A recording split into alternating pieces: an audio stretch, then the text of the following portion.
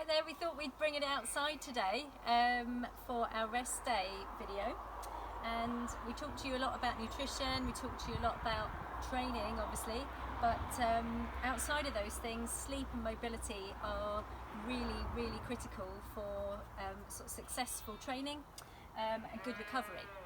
So we thought we'd make the most of the sunshine and start a mini series for you, helping you with some simple mobility movements at home. So we are going to work on our feet, on our ankles and on our calves today, and all you need is the handle from a brush or a broom or something similar, and or a ball.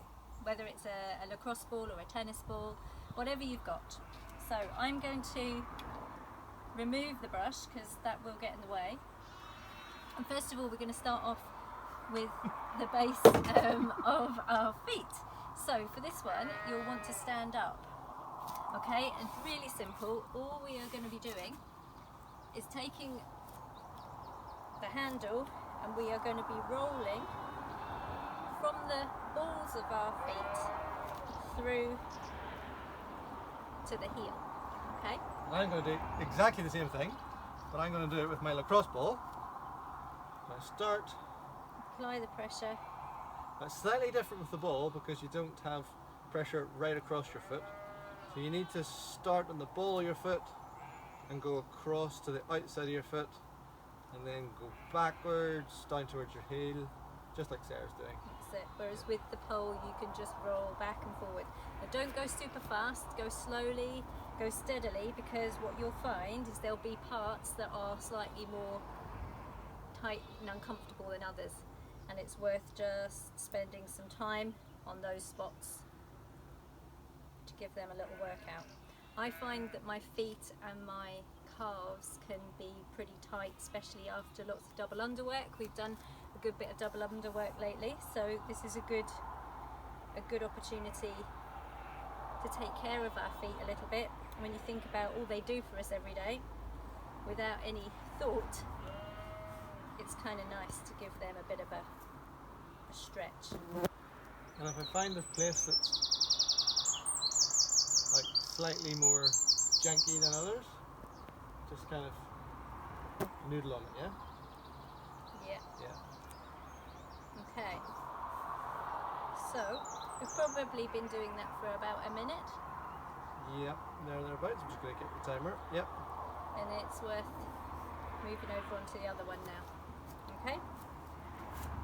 So just swap over, exactly the same thing. I find also really flexing the toes as well really helps me. Oh, this fits. Yeah, you might find one's worse than the other. Yeah. I found there that my right was worse actually today. The outside is pretty sensitive. Yeah, the outside of my left foot is more sensitive than my right foot. Yeah. And whilst we are doing this part of our body today, it does make me think this is really nice on your hands as well. Yeah, we'll come back to that. So just make sure you're taking it steady, rolling right across the broom. You can see why I took the end off now. It's not that practical leaving it on the end. But whatever type of tube you've got at home, maybe you've got PVC pipe or something that you might be using when we're when you're talking about the drills. Yeah, we're doing all of our shoulder drills. Yeah. That same thing. Okay, I mean if you've got a barbell, you could use a barbell for this bit, couldn't you? Oh yeah, completely. Perfect. Okay. If you don't have a brush in your house, I question your house. Quite frankly. I might have a hoover. You don't have a mop? Mop maybe, yeah. Yeah. Steam mop though. What would you do if you got a steam mop? Right, great. Everyone should have a brush in their house of some description. Should be able to find something, or a ball of some description anyway. Yeah. Okay, to go down onto our knees. This is a great stretch for the ankles. You'll be familiar with this one. We use this stretch when we're preparing for squats, when we're preparing for thrusters, and we usually use a kettlebell on our knee. As this is rest day and we're just doing some gentle mobility, we'll just be doing it without weight today. So fist between your knee and your toes, foot pointing straight ahead, and making sure that as we push down on this knee, we're keeping our knee nice and straight and tracking out over the fronts of our toes. And our toes and knees are roughly in line. Yeah, could do with moving mine a wee touch, but yeah. So pushing out on the front of that knee, and you should feel a stretch here at the very front and a stretch at the very back also. Really working on that ankle mobility. If it feels a bit too tight, pull back a little bit. Don't force anything. Something just sort of to gently push into. It's a good exercise that you can do in front of the TV. I'm noticing that I'm having to like put so much more weight over my foot. Yeah. Because when we do it in the gym with the kettlebell pushes our foot forward. Yeah, it kind of does it for us. I'm finding that I'm needing to sort of hold my ankle down. Yeah. And push forward. Yeah. Some time up. Okay, let's swap over. Make sure you do the other. Same setup. A fist between your foot and your knee, your toes and your knee aligned and facing forward. Hand up on the knee that's bent. Lovely butterflies there. And lean forward. Feel that stretch. Oh, it's very different in my right ankle to my left ankle. Again, whenever we do this in the gym, the weight of the kettlebell, I think, can create a little bit of false mobility. Yeah. Whereas I notice that I'm much less mobile on my right side than I am on my left. I'm actually noticing that I'm holding a lot of tension in my other side, that I'm not actually stretching. So that's a good tip, and something I know we did a lot in yoga.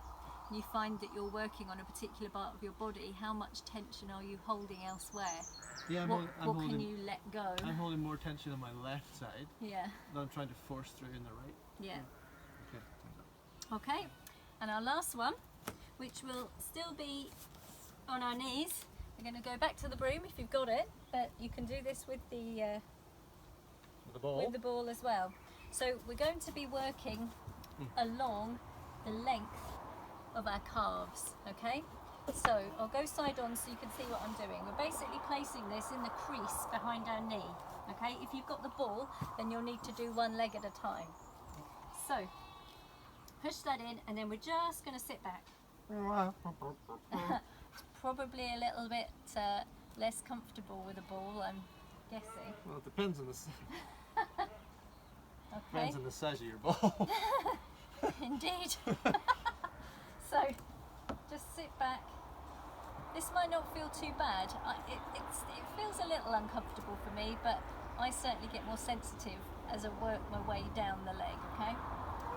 So hold there for a moment, and then as you feel comfortable, just lift up a little bit and roll a couple of rolls worth down the calf. Now I'm starting to feel more sensitive there. I don't know about you. No, it's getting easier for me. It's getting easier for you. Yeah, it's easier. Okay. We're just stretching out the calf muscle. Again, double unders do it for me, but if you've been doing box jumps,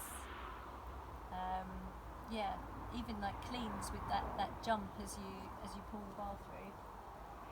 And really, if you're using the ball, and actually I'd encourage you to do it the same if you've got the bar handle, and like noodle left to right a bit, you know? Yeah, balance sort of like you're rocking in a boat a little bit. Find the place that feels ugly and go after it. Something that's really important in all of these is if you find a place that's really tight or really sore, breathe into it as much as you can. Yeah. So a guy that I follow, a guy called Calves, he really encourages people to breathe and then tense into it. So in this instance, I would take a big breath in and contract my calf and hamstring. Contract, contract, contract. And then breathe out. And what that breathing regulation helps our body realize that this isn't a point of danger and threat. If you can control your breathing, it really helps your body completely relax. Yeah. And that's the same with yoga. Yeah. You know, it's like sitting with the discomfort and your breath allowing you to work with it rather than run away from it or, you know, force something too hard. I've moved all the way down now. I'm close. So every so often move down to the next spot. And again, little roll back and forth. I quite like this one. This one's also really good, particularly with the ball. If you have any knee pain, I occasionally get flare-ups of knee pain, particularly whenever the ball's at the top. It just helps create a little bit more space in and around the knee joint. And that space enables all of our ligaments to move well. And certainly it's one of the things that I go to every now and then whenever my knees are giving me a little bit of jip. Oh, that spot's good for me. It's like right at the bottom of the calf muscle, just before I get to my ankle. Interestingly, I can't sit down on this right hand side. I could on the left hand side, Yeah, but I can't sit down properly. yeah. Something to be aware of when we're thinking about the balance on the left and right hand side of the body. Holy moly!